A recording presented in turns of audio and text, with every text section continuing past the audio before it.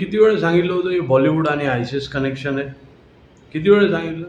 आणि त्यांचा पैसा सांभाळणारे, त्यांचे हे सर्व कामं वाजवणारे हे कार्यकर्ता असतात. कळलं. हे कार्यकर्ते असतात जे त्यांचे पैसा सांभाळणं, त्यांचे क्राईम सांभाळणं, त्यांचे पोलीस स्टेशन सांभाळणं, त्यांना बाहेर काढणं. तर हे कार्यकर्त्यांना काय करतात, ते बायका झवायला देतात फिल्म इंडस्ट्रीचे. समजलं. कळलं. असा विषय असतो हा. तर आणि इन रिटर्न हे कार्यकर्ता काय करतात, मराठीची आई झवतात. का मी मराठी आहे, मला रिपोर्ट्स का नाही देते? का नाही देते? कारण काय बॉलिवूडच्या बायकांना एक कार्यकर्ता झवलेले आहेत.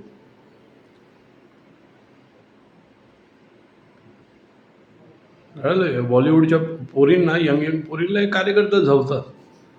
मग त्याच्याने काय होतं, हे आपल्यासारखे मराठीचे ते आई कार्यकर्ताही आई झवतात आणि काय बोलतात आणि लुटल्या जातात. आणि हे बॉलिवूड आयसिसशी कनेक्टेड आहे. म्हणजे किती मोठं, किती नीच आहेत ते. त्याच्या डबल हे कार्यकर्ते किती नीच आहेत. जे बॉलिवूडच्या बायका जाऊन रिपोर्ट दाबतात आहे का, मराठी आहे म्हणून. काय जाऊन जाऊन कुठं जाईल, महाराष्ट्रामध्येच आहे. मराठी कार्यकर्ते काय त्यांची आई झवतील असा विषय असतो. पण मरतंय कोण ह्याच्यात, मराठीच मरतोय ना. आणि दुसरे जे जातीचे काय करतात, हे त्यांना मराठीची जाम त्रास असतो.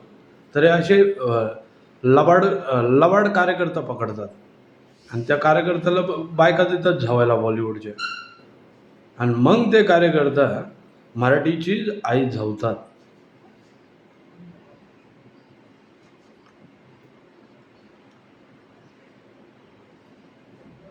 हा विषय आहे. दिस इज द डार्क सिक्रेट. आणि तो बॉलिवूड आयसिसशी कनेक्टेड आहे.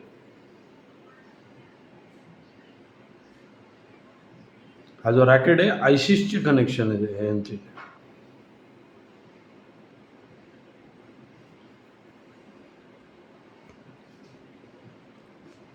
म्हणून हे जे कार्यकर्ता जो यांना सपोर्ट करेल ना, बॉलिवूड आणि यांना, त्याला पहिलं धरा. काय बँचो रिपोर्ट्स का नाही काढले, मग तू एवढा मराठी करतोय तर.